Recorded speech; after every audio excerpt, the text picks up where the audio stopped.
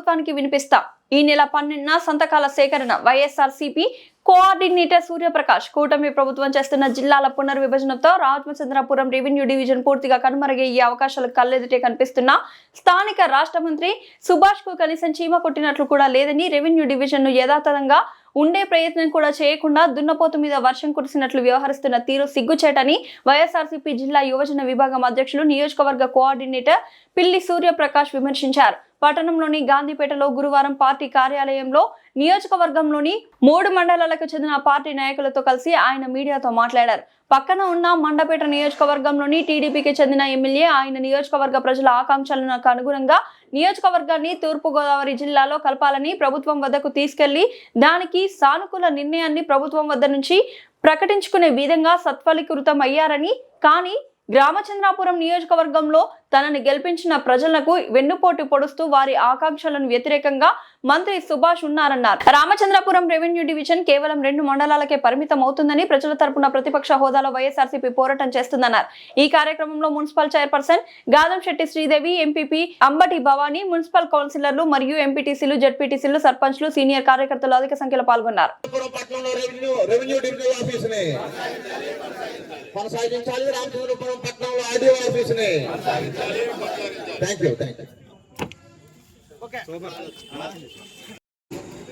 పాత్రికేయ మిత్రులందరికీ కూడా నా హృదయపూర్వక నమస్కారాలు తెలియజేసుకుంటూ,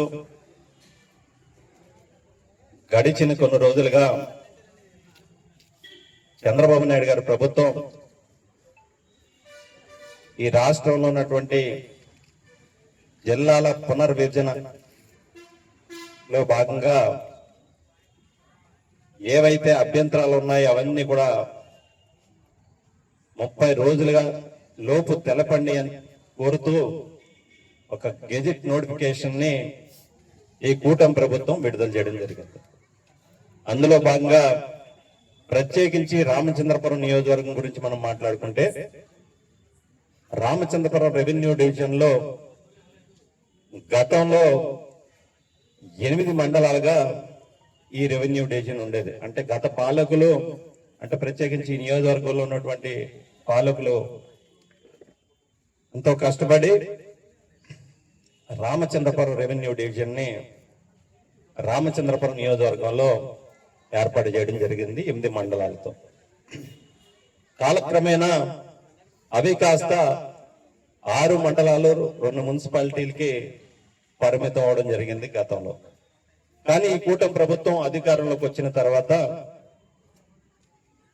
ఏవైతే 3 మండలాలు ఉన్నాయో ఆ 3 మండలాలని రాజమండ్రి రెవెన్యూ డివిజన్ లో కలుపుతామని సంకేతాలు విడుదల చేయడం జరిగింది. అక్కడ ఉన్నటువంటి స్థానిక శాసనసభ్యులు ఆ ప్రాంత యొక్క ప్రజల యొక్క మనోభావాలని, అభిప్రాయాలని ప్రభుత్వం దృష్టికి తీసుకెళ్లడం జరిగింది. కానీ ప్రత్యేకించి ఈ నియోజకవర్గం గురించి మాట్లాడుకుంటే, ఈ నియోజకవర్గంలో ఈ జిల్లాకు సంబంధించి కార్మిక శాఖ మంత్రి గారు ఉన్నారు, వాసంశెట్టి సుభాష్ గారు.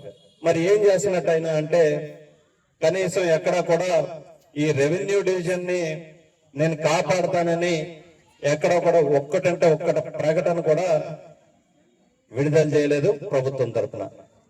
నిమ్మకి నీరెత్తకుండా దున్నపోతు మీద వర్షం పడ్డట్టు వ్యవహరిస్తున్నారు తప్ప కనీసం ఈ ప్రాంత యొక్క ప్రజల యొక్క అభిప్రాయాన్ని, మనోభావాల్ని ప్రభుత్వం దృష్టికి తీసుకువెళ్తానని కూడా ఎక్కడా కూడా ఒక ప్రకటన కూడా విడుదల చేయలేదు.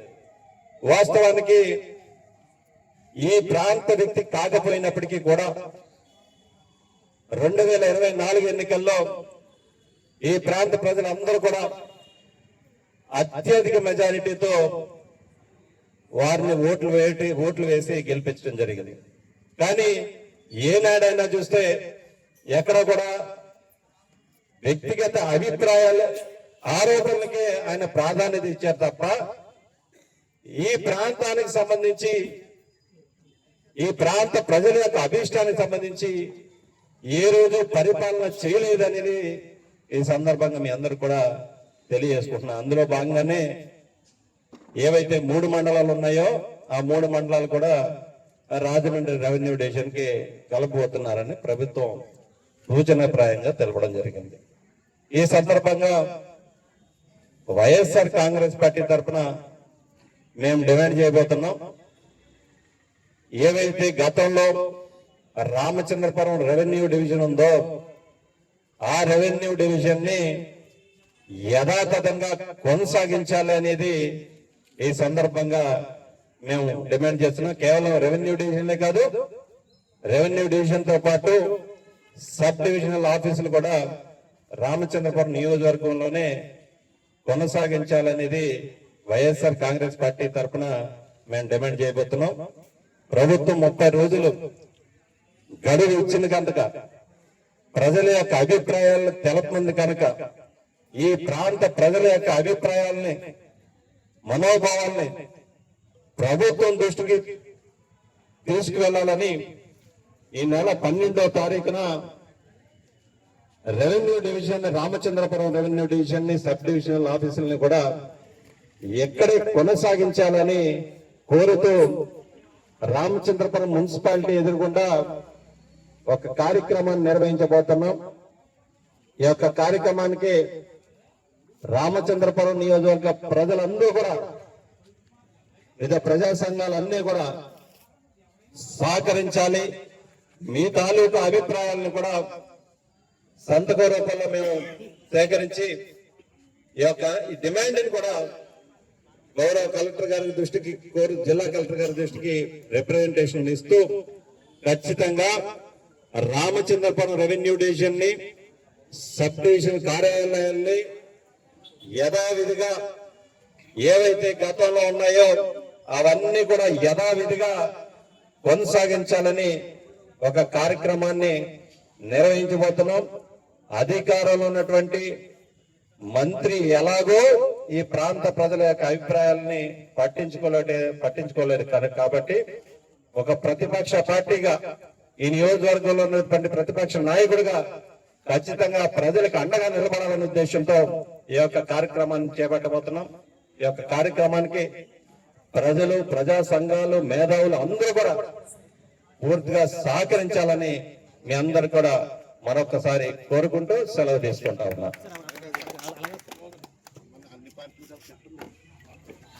చెప్పండి.